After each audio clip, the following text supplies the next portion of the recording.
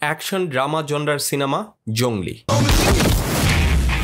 জংলি সিনেমাটাতে জনি চরিত্রে সিয়াম আহমেদ অভিনয় করেছে। তিনি তার সর্বোচ্চ চেষ্টাটুকু করেছেন চরিত্রটাকে ঠিকঠাক মতো তুলে ধরতে। চরিত্র অনুযায়ী লুক আর গেট আপ তাকে সেই কাজটা করতে সহায়তা করছে। যেহেতু সিনেমার নাম আর প্লটের সাথেই তার লুকের একটা সম্পর্ক ছিল, তাই তিনি ডেডিকেটেডলি সেটা মেনটেন করে গেছেন। কিছু ইমোশনাল জায়গায় তার পারফরমেন্স ছিল বেশ ভালো, তাছাড়া অ্যাকশন দৃশ্যগুলোতেও তাকে খারাপ লাগে নাই। অন্যদিকে দিঘির চরিত্রটা এতটা কম সময় স্ক্রিন টাইম পায় যে তার ভালো মন্দ বিচার করাটাও মুশকিল। আর বুবলির চরিত্রটা এইখানে ন্যারেটর হিসেবে ছিল। তার বয়ানে আমরা গল্পটা মানে জনি আর পাখির গল্পটা শুনতে পাই। তার অভিনয় ভালো ছিল, কিন্তু তার অংশটাও খুব বেশি কিছু করার ছিল না। এই সিনেমায় সবচেয়ে গুরুত্বপূর্ণ ছিল হচ্ছে পাখির চরিত্রটা। দর্শকদের ইমোশনকে নেভিগেট করার মহান দায়িত্ব সে পালন করে। তার অভিনয় আহামরি না হলেও সে এই সিনেমার পুরা ওজনটা তার ছোট্ট কাঁধে বহন করেছে। তার জন্য অনেক দোয়া রইল, তার উজ্জ্বল ভবিষ্যৎ কামনা করছি। আর বাকি যারা অভিনয় করেছে এই সিনেমায়,